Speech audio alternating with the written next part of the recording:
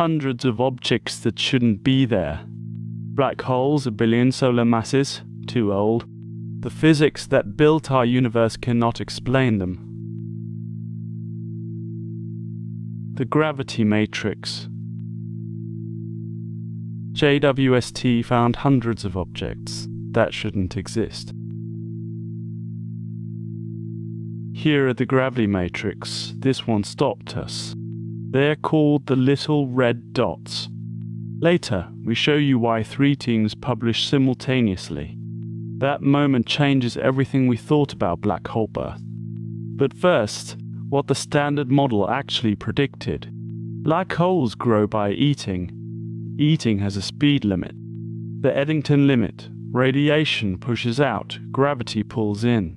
Standard models, stellar remnant seed, 10 to 100.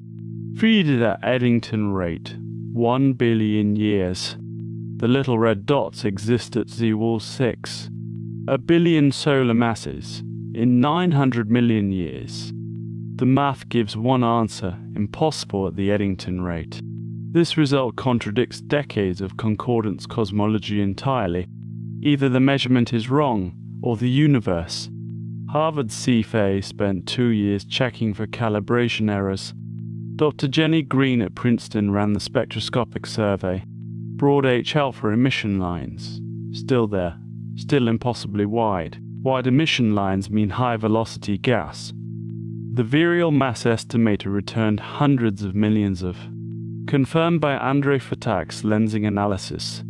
Hebrew University. Can lensing confirm what spectral models can't? Yes. Fatak's lensed LRDs, 40 to 200 million solar masses. Direct observational evidence, not model dependent, not preprint provisional. The little red dots are real. They're black holes. And they're not a handful. JD's found hundreds. Number densities 10 times higher than any standard model predicted. No longer whether something is wrong. The question is what? 3 competing pathways. Each rewrites a different chapter of physics. Pathway 1. See black holes accreting at super Eddington rates. Inayoshi at Peking modeled this, 10 to 100. If that physics works, it solves the timeline. Super Eddington requires triggering conditions that may not exist universally. The second pathway is stranger. No stellar remnant at all. A gas cloud collapsing directly to a black hole. Andrea Ferrara at Scuola Normale in Pisa worked the math. The gas cloud must not fragment. Fragmentation makes stars. What prevents fragmentation? Molecular hydrogen must be destroyed first. Lehmann-Werner photons. UV radiation from a nearby star-forming galaxy. A direct collapsed black hole, DCBH. A head start of a factor of 1,000. The DCBH pathway solves the timeline without requiring novel physics. Rare conditions, but the early universe made them common. And then the third pathway. The one we find. Population 3 stars. The first stars ever to exist. No metals. No carbon, oxygen or iron. Without metal cooling, gas clouds couldn't fragment finally. Brom at UT Austin modeled them, hundreds to thousands. The first stars weren't like our sun. They were monsters. Population 3, hundreds to thousands of solar masses. When they died, some collapsed directly, no supernova. A star blinked out and left a 10-0 solar. JWST's little red dots may be those seeds. This is, in our assessment, the most significant pathway. Why this pathway? It needs no new physics. LRDs call stellar. Ask Kerta protoclusters, exactly where population 3. Second, LRT number densities match population 3 stellar death rates. The cycle 2 preprints. We had to read the spatial correlation is not statistical noise. The honest question is the broad H-alpha line. Some LRDs may not be black holes. A stellar cluster 100 times denser than our galaxy's center. That interpretation would also require star formation rates that The data is suggestive, not conclusive. Responsible science demands honesty. Error bars and LRT black hole masses are still. The virial estimator was calibrated on local AGN. Every conclusion here depends on assumptions being actively tested. That changes now because Chandra pointed the X-ray astronomy doesn't care about emission line calibrations. If LRDs are accreting black holes, Chandra should see. Shui's team at Penn State reanalyzed the Chandra formic asecant. Of 400 confirmed LRDs, only 40 were X-ray detectable. Standard AGN physics says 100% should be X-ray bright. This is not an instrument sensitivity problem, so either LRDs are not AGN. Absorption requires gas column densities above 10 to the 24 per centimeter squared. Compton thick gas, dense enough that even hard X-rays cannot. The black hole surrounded by matter so thick. This is predicted during rapid mass growth. Dr. Knut Janker at MPIA Heidelberg calls this a buried quasars, or the luminosity of a quasar. The red color of the little red dots may absorbed UV and X-rays, re-emitted as infrared. 3 instruments, 1 convergent picture. Here is what we. Any spec, broad H alpha, confirms a massive accreting black hole, lensing mass, independent of spectral models. 4,200 million solar. Black holes eating matter blast X-rays. That's standard physics. Chandra pointed at the little red dots. Not an instrument error. Multiple calibrations. Same result. One explanation. Gas columns so dense they absorb even. The black hole is eating itself.